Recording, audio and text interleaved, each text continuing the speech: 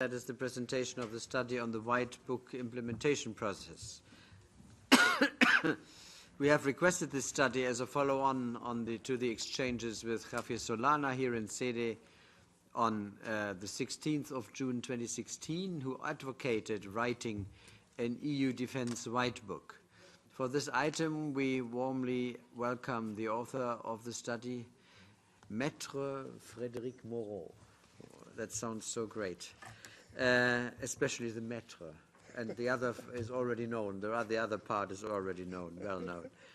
Maître Mauro is very familiar with the French White Book process in particular, and defense planning and programming in general, as he is used to work for the Foreign Affairs, Defense and Armed Forces Standing Committees of the French Senate.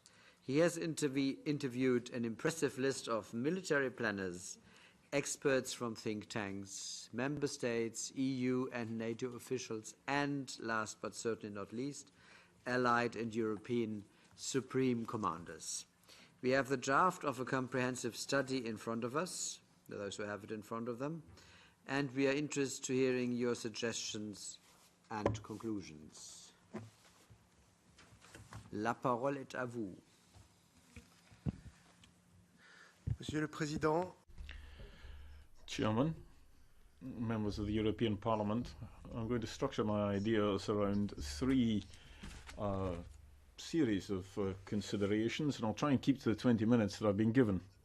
I'm going to begin by running through the characteristics of the two planning processes for defence, which can be found in Europe. On the one hand, the NATO process, which is known as the NATO Defence Planning Process, or the NDPP, and on the other hand, the European process, which has no name covering it as a whole, but for the sake of the presentation, I'm going to call it the European Union Defence Planning Process, or the EUDPP. Secondly, I'll go through what I think the strong points and weak points of these two processes are, and then I'll talk about the possible writing of a future European White Paper on defence. So let's begin with the characteristics of the two processes. But before that, let me tell you something about the issue of defence planning. For me, it's a series of questions and answers which allow a defence tool to be developed which meets the needs of a nation or an alliance when it comes to defending itself against threats. It's a very important process because of the cost and the delays involved or the time lag involved in producing military hardware. So it's important not to fight yesterday's war, but to have perhaps you could speak a little less quickly, says the chair. So as I was saying, it's likely we'll go over the 20 minutes then, says the speaker. As the slide shows, the most important stage in any defence planning process consists of identifying the objectives that the political powers have. For example, when it comes to managing crises in the European neighbourhood area or defending the European Union's territory, because these would involve different kinds of defence tools. What it's worth remembering is that whatever name one might give to this very political approach, if you call it a white paper or a defence strategy or a strategic concept, planning for defence per se has to begin with setting out these objectives. Simply enough, because if you don't know what it is that you want to achieve, chances are you're not going to achieve very much. It's quite difficult to build a house if you don't have plans for it, after all. Now I'm going to go through the two processes and compare them in the simplest way that I can so that I can show what they share and where they differ. First point of comparison then, how long have they been around? Okay, well, the NATO process for defence planning is quite an old process since it's over 50 years old. The previous approach, the Defence Planning Review, goes back to 1971. It's a well-established process which countries are accustomed to, and although it's thought to be quite cumbersome in administrative terms, it benefits from the force of habit. So people know how to deal with it. It has also been reformulated in 2009 and now works a lot better than it did before. The European process, though, is a lot more recent. It's only about 15 years old, and it was brought in 3 stages. The first of these ran from 1999 to 2005, and this was the military stage, which was under the responsibility of the EUMC, the European Union's military committee, which was assisted by the EU military staff. That's the EUMS. And it was characterised by the creation of the CDM, the Capability Development Mechanism. The second stage ran from 2004 to 2016, and this was the defence stage, and that was under the responsibility of the European Defence Agency, and this led to the development of the CDP, the Capability Development Plan. And the third stage is the one that we've been in since 2016, which is characterised by coordinated annual review on defence, as well as the European Defence Fund and the PESCO, the Permanent Structured Cooperation on Defence. Second point of comparison is the general approach to the process. What is it that we're trying to build up? The NDPP was developed in the Cold War. It was intended to make sure that the Allies had the necessary capabilities to defend the alliance, and this is why it covers the full range of military hardware. However, the EUDPP has always been closely tied to the CSDP. The aim of the CDM, as of the PESCO, is to provide autonomous capability for action, which is what the European Union hoped to have in order to deal with crises in neighbouring areas. In 2018, the final version of the CDP actually covers all of the military capabilities, and the final result with PESCO, military mobility, it only has a tenuous link with the CSDP. What about the operations carried out? Well, the NDP is a process which is geared towards results. It's output oriented. And that means there are 3 essential characteristics. Firstly, it's a top-down process throughout. So it's very managerial in style, and it ends up, if you like, with a shopping list for each of the states involved, sometimes even against their desire under the consensus -1 rule. Secondly, it's a cyclical process with a short 4-year cycle, because you need to constantly re-evaluate defence plans in line with threats. And lastly, it's an intrusive process, if you will, because you have to know that the states actually have the capability which they say they have, and that they will go out and purchase the hardware which they're supposed to. The EUDPP, though, is more geared towards contributions. So it's important to know where the member states are willing to cooperate. And there are 3 opposite characteristics to this approach. It's top-down process from its military point of view, but bottom-up for the part managed by the European Defence Agency. Everybody achieves their objectives if they want to, and the result is judged collectively. We don't provide capability objectives as under the NDPP, and there is no naming and shaming for people who are not up to the mark. And the process is not cyclical. It's only launched when the Council feels that it's a good idea, and it's not so intrusive. It means the Member States basically have to cooperate. Fourth point. Who is in charge of all this? For the NDPP, it's quite simple. There's a single organisation in charge, and that's NATO. Of course, several services are involved.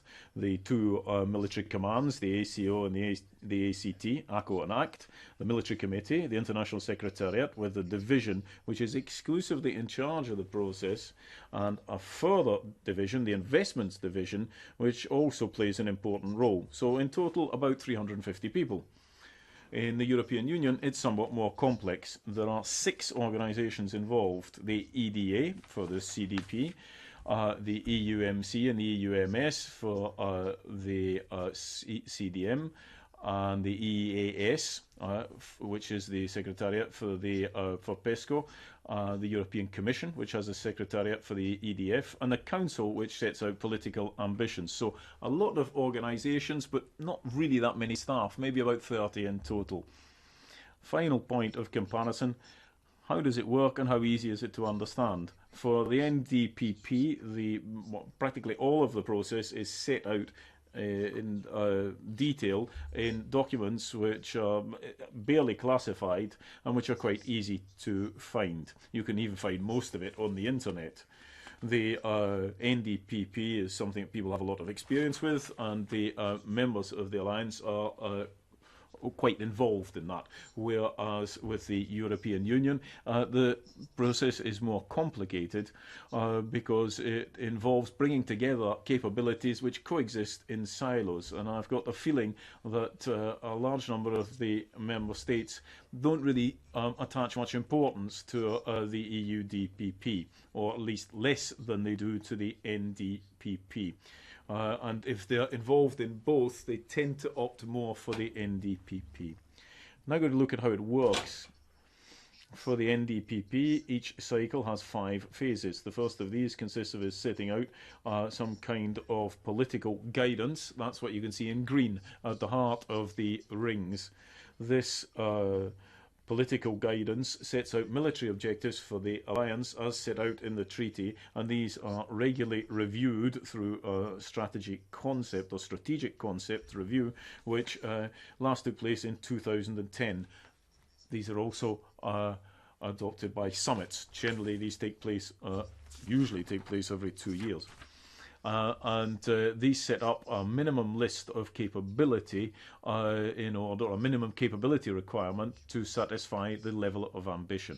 The third phase is to allocate capability target packages for all of the members of the alliance. The fourth phase to facilitate implementation for the capability allocations.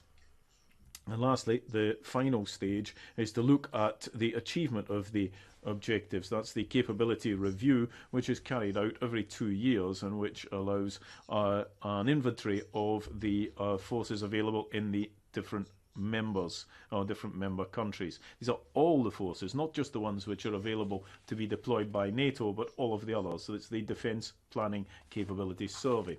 The EU DPP is a little more complicated.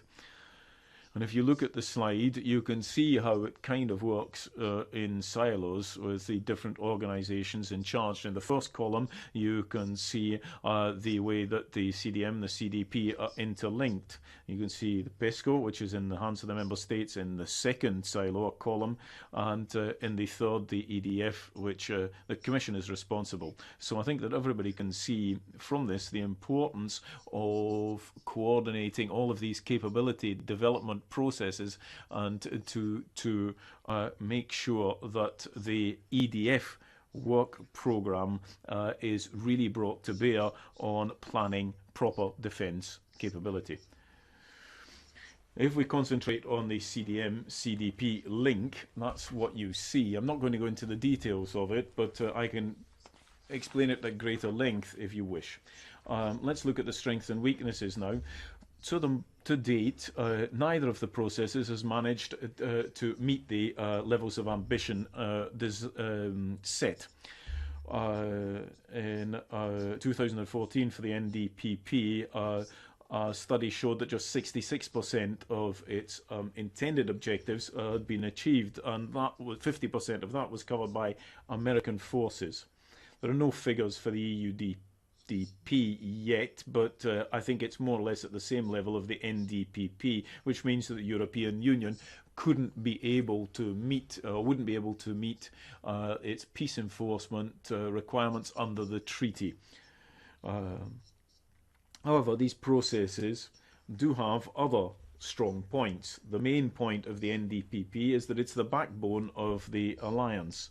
Everything which happens in NATO touches on this. And this is why it's often referred to as the glue of NATO. It's the crucible of the Western military identity and the matrix which allows European forces and American forces to work together. The key question, though, is to know who does what. Now, the main strength of the EU DPP is that it is the main, perhaps the only vector for military independence in the European Union. It's also a platform for capability cooperation for those member states which wish to cooperate. It's more geared towards industry and answers more the question of how something should be done. There are also weaknesses with the processes. The NDPP is an American process, and there is little room for critical military thinking. It's also accused, rightly or wrongly, to further American defence industry aims. As for the EU DPP, it has not led to the development, practically any development, of military capability over the last 15 years. That's because there are serious shortcomings with it. Sometimes the declarations made by the member states about their capability, or the statements made, lack sincerity. They're not involved enough, they don't commit enough, and there are logistical failings in what they do.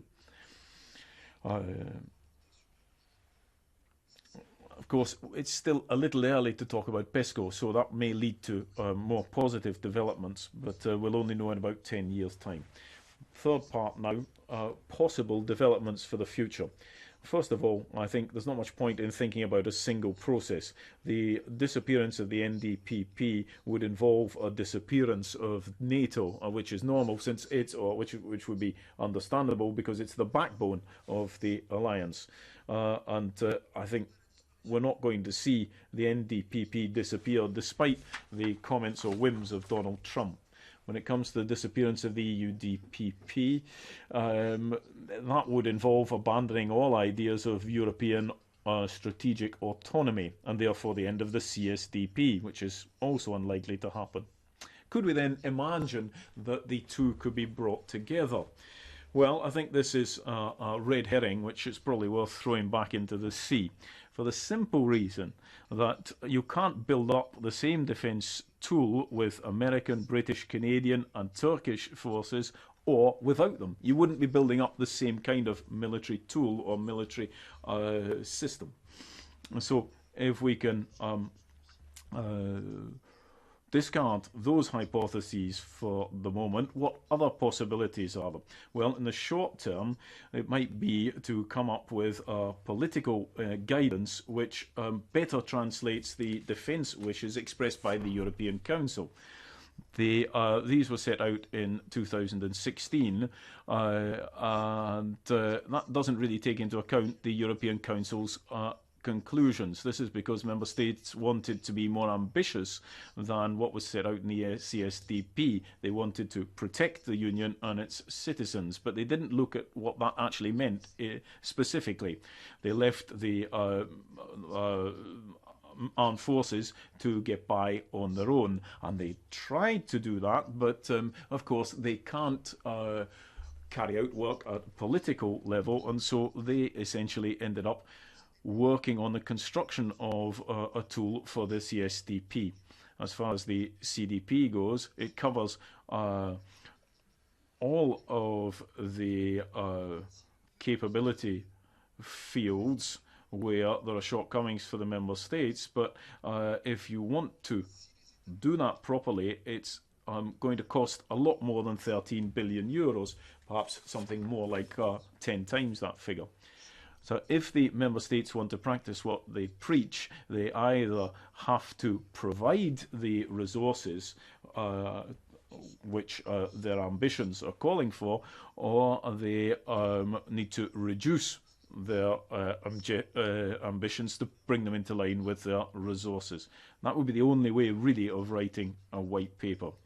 Difficulty with that is that it's a bit late for that political guidance to be written and for it to run in tandem or in synchronicity with the political guidance of the NDPP. In fact, the new political guidance for NATO will be finished by February 2019. It would seem to me to be difficult to come up with something new in Europe in an election year. It would be better to base things on current ambitions and then to synchronise what can be synchronised. So what would that mean? Well, we could make the European process cyclical and synchronise it with the NDPP cycle. Now, I know that the EUMC and the EUMS have been working on this for a long time, and I'm not going to go into that subject at length. They could perhaps tell you more about that. Third suggestion. We need European structures which have the number of staff required to allow proper planning to take place. You can't reasonably ask 30 people to do what 300 could reasonably do. And we also need to come up with a European process and set it down in a single document. And that, of course, would lead to certain difficulties as well. In the midterm, what do we need to do? Well, we could look at coming up with a white paper. Now, the question for me is not to know whether or not we need a white paper, but how and when.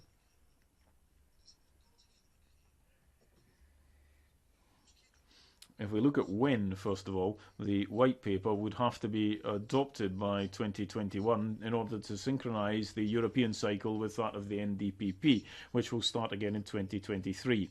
So that would mean you'd have to get started right after the May 2019 elections.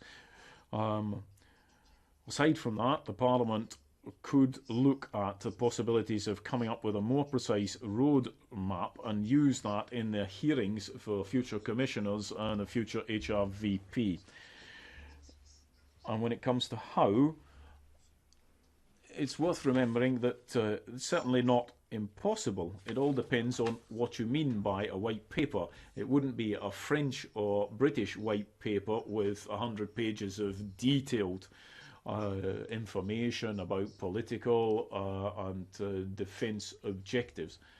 But it could be a white paper which is more in line with the strategic concept of NATO, which would define the general terms defence objectives. And that is within the Member States' reach. And proof of that is that in 2016, through the European Council conclusions on adopting the implementation of a global strategy. They do that each time that they adopt political guidance in NATO as well. So once the political objectives are adopted, the military committee could then be asked to come up with proposals which are in line with these objectives. And then we could confirm or modify these at the political level. In reality, the European Union has never been as close as it is now, as close to writing a white paper as it was in 2016, and it's a pity that that didn't happen. Second proposal, rather than assigning capability targets, as is done under the NDPP, the European capability process has to come under one roadmap rather than 5 or 6 roadmaps, which is the current situation. So I also feel that the European Defence Agency needs to be reformed. It could be merged with OCCAR, that would save money. It could focus on purchasing and running programmes. And so this could be done by Europeanising the OCCAR or making it a genuine research agency, a kind of European DARPA. In conclusion, I would say that the current processes for European defence which we have at the moment are excessively complex. They haven't led to additional capability, despite all of the initiatives taken since 2016, which basically just churn out more and more documents. To date, the Member States have been happy enough with this. I mean, they even set up this system, but one of the reasons for that is that they don't want an additional capability list which then they have to fill out. However, a lot of things have changed. With the European Defence Agency, the Union is going to put more money on the table, and this is not just to provide more money for the military industry, but it's also something which is essential for military planning and for improvements in military planning. And if European leaders really want a Europe which protects people, then they're going to have to answer the question, what are they going to protect people with? Thank you. Für diesen Überblick. Thank you very much for this analysis of the proposals and this overview. I think we have to let it seep in a little bit first. So we need to let it seep in and read up ourselves on all of this in order to be able to ask the right questions. But my impression is that it's probably best if we take the member states at their word and call on them to deliver on what they've already signed up to, and that the processes such as the card process be used as a lever, and say to them that now this is what we have, and from that we can define what we need and act accordingly. They should act accordingly, get their experts together, and the funds that we have made available be taken so that we actually advance these processes. I think that these studies, we should make them available to our colleagues in national parliaments so that they have a look at them and feed them into their deliberations, and at all opportunities each presidency should be confronted with them and see what the state of play is, and in terms of decisions, and that still have not been implemented. Now I see Mr. Strojewski has asked for the floor. Tak, na wstępie chciałem bardzo podziękować za to wystąpienie. Rzadko mamy do czynienia z... Thank you very much. Thank you very much for that presentation. It's actually quite rare to have such a critical statement. I have a comment and a question. It's true that a lot of paper is created, a lot of studies, but they're often not followed up on, and as regards defence and security, this is very much the case. In my time at Parliament over these last 4 years, however, I've seen that things have changed. We can see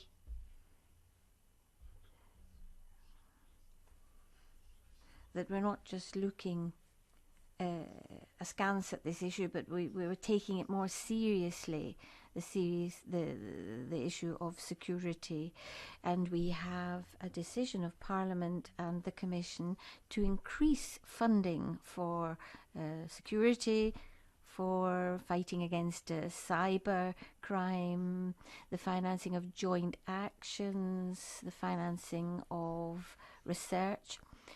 So having said that, I have a question.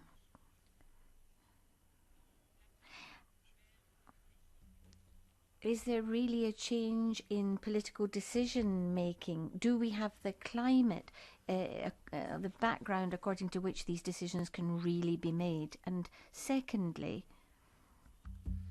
in your opinion, how does this lack of goodwill, if you like, to carry out substantive actions. How does it manifest itself? Do we see this lack of will? What is the state of play there? Thank you. Thank you. Any other interventions now? It's not the case, so I'll give the floor back to our speaker. Yes, well, since 2016, there's been a wholesale change in climate because of various factors which are known to all. I don't need to delve into them. The whole mindset has radically changed. There has emerged a lot of energy in favor of defense, which has generated various initiatives. This has been generating a lot of light, but what we need now is to conserve this energy and to focus it to make it effective, or else these initiatives won't lead to any laser effect that will bring about anything. All the initiatives that have been launched are going in the right direction, but we need to combine them, link them together to make them effective. We need to make them converge, and we need to link up the community level, the European level, and the member state level, or else all these initiatives will just stay on the paper, as happened with previous initiatives, and that'll be disastrous, because you will have allowed citizens to think that you are dealing with European defence and you're protecting them, but in 10 years' time there will be no protecting Europe, there'll be no European defence, and citizens will come back and say, oh well, that's Europe, it can't get its act together. So we have to be very attentive. And Chair, with all due respect, I don't think that we can let things seep in. I think we have to be we have to show reinforced or strengthened vigilance. And that was the second question, which, if I understand rightly, is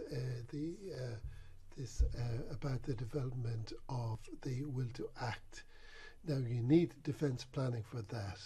If you don't have that, if you're not capable at European level, European leaders, European Parliament, of formulating your defence objectives to make this white book that we're talking about, which you've been calling for since 2016, there's an annex to this report that to the effect that all the reports and declarations that you have generated, and there are many of them since 2016, are listed there.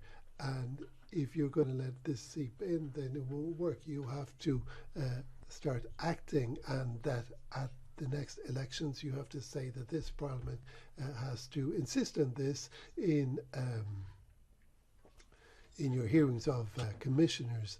So why have European leaders not wanted a white book? Well, it's because they think of a French-style white book, which begins by drawing up an inventory of threats, and since we won't be capable of doing that without fighting among them ourselves, then they say, well, it's so dangerous, let's not do it. But you can do a white book in a different way. When the European Council says that it wants to be able to manage external crisis, strengthen my partners and protect European defence, then it's doing something very good. For the first time in its history, it would be stating defence objectives, and now we need to translate those political objectives into military objectives that soldiers can understand. We have to begin to plan, or else you will dissipate the money in all sorts of directions. It'll be scattered around the various industries, and it'll be a disaster. Je sais pas si j'ai répondu. Mais oui. I'm not sure if I've answered the questions. Are you happy with that answer? Tak, ale jeszcze druga część była mojego pytania. Yes, but the second part of my question, I wanted to know where are the specific obstacles? Is it a group of countries or a group of politicians? I understand that the European Commission acts as it does. There are negative examples.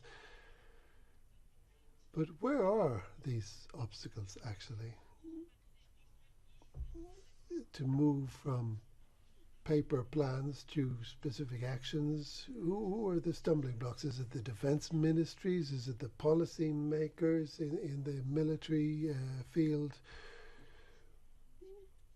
To whom should we address our demands, we as MEPs?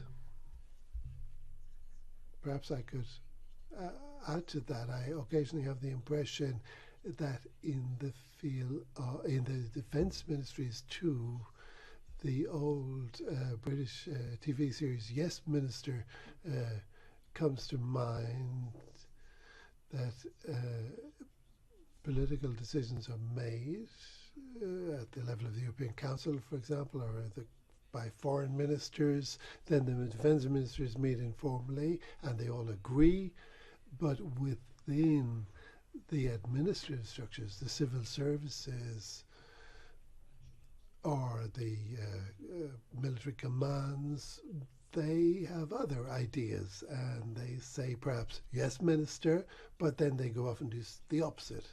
So when you have certain processes or interactions with certain parts, sectors of industry for many decades, they've been doing this very professionally.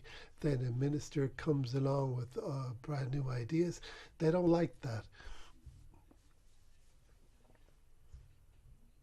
So I occasionally have the impression that between the political announcement and the administrative implementation, there is often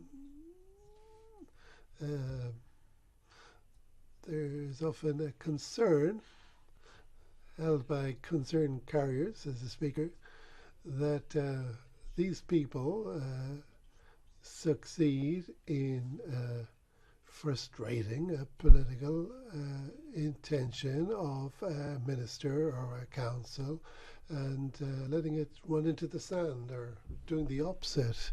And especially when we're entering uncharted territory, as we're doing here, moving into this terra incognita with the best political will in the world, we at the political level have to make sure that those who are always there under the political level, that they have also to be held to contribute constructively and implement the political will. Now, perhaps I'm being unfair, and in every country things are probably a bit different, but looking at Germany, which obviously I know a bit better, at least I think I do, I occasionally have that impression, because I usually agree with the minister,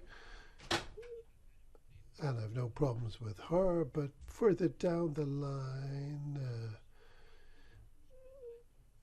you get the impression that in some departments, people don't always work together very well. So that's a partial answer, but I formulate it as a question, and Mr. Mauro also has his experience with the interaction of the political and administrative level and how they work together or against each other even, or in parallel.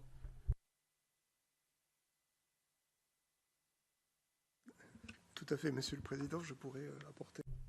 Yes, Chair, I could speak at length about that, but to reply directly to your question, I think there are two major efforts being made, one of which we have no control over and one of which you do. Now, where you do have control, or where you don't have any control, is with the member states. We're currently at a critical moment, almost at an impasse where we can't have European defence without the member states, because they're the ones who have the arms and the industries and the armed forces and the experience and the legitimacy. At the same time, you can't engage, you can't do the European plan without them or with them. They don't. When I say they don't want to, it's not just the governments. There are member states in the European Union who don't want anything to do with European defence because they think that that defence would be contrary to their interests. I don't want to name them, everybody knows who they are, would cause the Americans to go away and so on and so forth.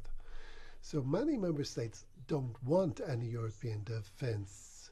And within the member states that do want European defence, and the chair mentioned his country, I could also mention my country, there's a fundamental difference between what I would call the deep level, without any corporatist implication, but all the lower layers, administratively, politically, industrially, militarily, what they want and what the leaders want. It's a little bit Machiavellian. When you change the situation, you are making, causing difficulty for those who benefited from the old situation, but you're not benefiting those who will benefit from the new one yet. So that's always a difficulty with a transition. And there's people who are very comfortable and set in their ways, be they in the military, in the industry or whatever. When you're powerful and rich and when you have a lot of money, you don't need cooperation. Nobody wants it. It's much longer, more complicated. You have to do things that you don't necessarily want to do. And if you have the resources, the means not to cooperate, you don't want to cooperate. That's a natural break on cooperation and even more so on integration. That's the first obstacle that you have no control over. That's the member states. The second obstacle, which you do have some control over, is the mode of governance of the European Union. You won't get anywhere in defence when, as long as decisions are taken unanimously. Everything else counts for nothing. It's just hot air. There are a lot of calls from European leaders, President Juncker. There have been proposals by the German Chancellor. There were the conclusions of the Meselberg summit between France and Germany in favour of a European EU Security Council, and you really need that. You need to focus on that issue, because you won't have defence based around 27 member states if you go by unanimity. If you still either stay with 27 and have majority voting, or else you have to go outside the framework of the institutions. There's no other solution. Anything else is just make-believe. Thank you.